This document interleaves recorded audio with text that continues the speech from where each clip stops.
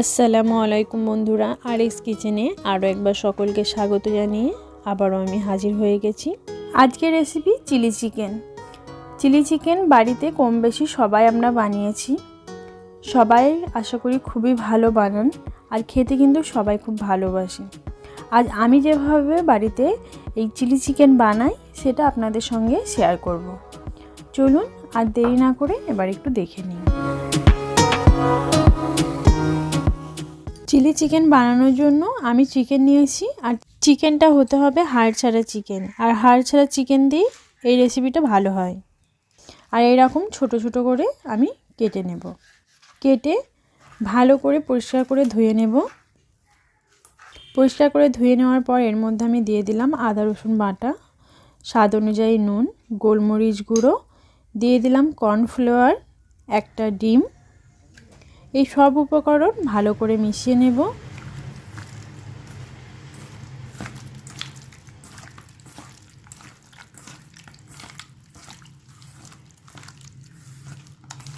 এর মধ্যে দিয়ে দিলাম ভিনিগার, দিয়ে দিচ্ছি ময়দা।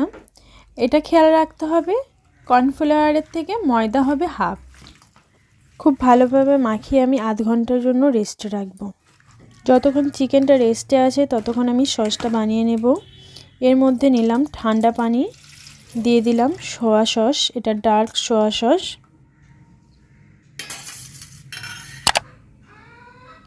চিলি সস দিয়ে দিচ্ছি 2 চামচ। যদি আরও ঝাল চান আরও 1 চামচ দেবেন, আর ঝাল যদি কম চান তাহলে দেবেন 1 চামচ। দিয়ে দিলাম ভিনিগার, দিচ্ছি টমেটো সস 2 চামচ,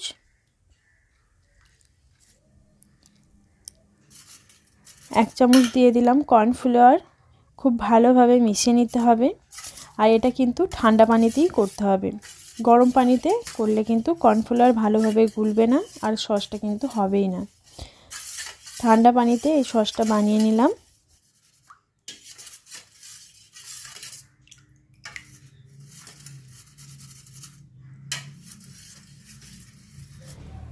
এরপর ম্যারিনেট করা চিকেনগুলো ভেজে নেব।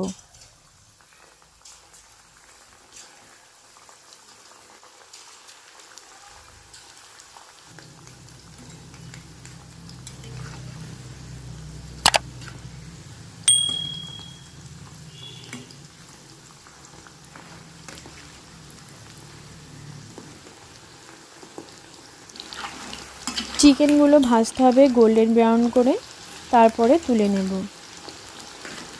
চিকেনগুলো গোল্ডেন ব্রাউন হয়ে গেছে, এবার চিকেনগুলোকে আমি তুলে নেব। বাকি যে চিকেনগুলো আছে সেগুলো আমি ভেজে নেব।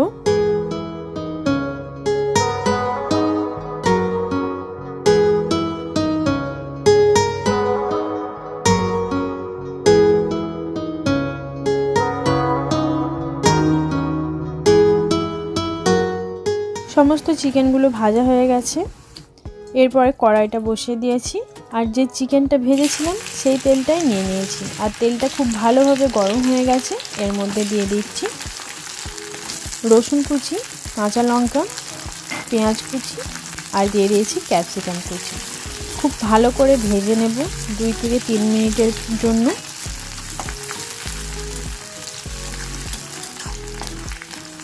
এরপরে যে সসটা বানিয়ে রেখেছিলাম খুব ভালোভাবে আরও একবার গুলিয়ে নিয়ে সসটা দিয়ে দেব, নাহলে কর্নফ্লাওয়ারগুলো নিচেতে পড়ে থাকবে। এবার সসটাকে খুব ভালোভাবে ফুটতে দেব 2 মিনিটের জন্য। খুব ভালোভাবে ফুটে এসছে, এরপর আমি দিয়ে দেব ভেজে রাখা চিকেনগুলো।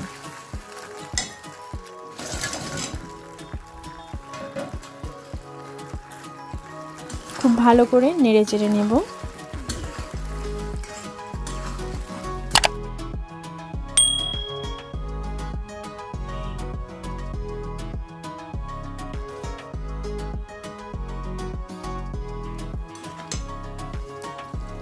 এর মধ্যে দেব স্বাদ অনুযায়ী চিনি,